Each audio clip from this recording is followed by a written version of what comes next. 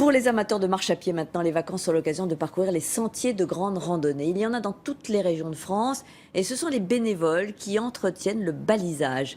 La signalétique est très précise et leur travail est minutieux, comme l'ont constaté dans les Pyrénées-Atlantiques Christophe Deveau et Jean-Vincent Molinier. On devrait les croiser pinceau à la main pendant un bon mois encore. Michel et Pierre font partie de ces randonneurs qui balisent bénévolement les sentiers. Ils arpentent ce jour-là le chemin de la Mature à la recherche des signaux rouges et blancs qui indiquent un GR et parfois ils ont tout simplement disparu.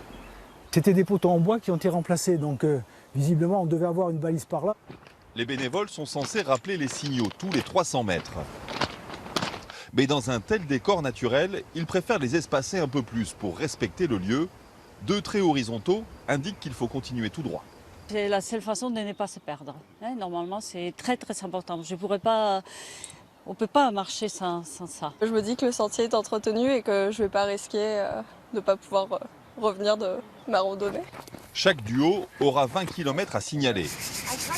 Et même s'ils passent d'année en année sur le même parcours, il faut rester attentif et ne rien louper. Il faut se mettre dans la peau du randonneur. Il ne sait pas d'où il part, il ne sait pas où il est, il ne sait pas où il va. Donc il faut qu'on lui donne les bons renseignements au bon moment. Surtout lorsque le sentier débouche dans un village.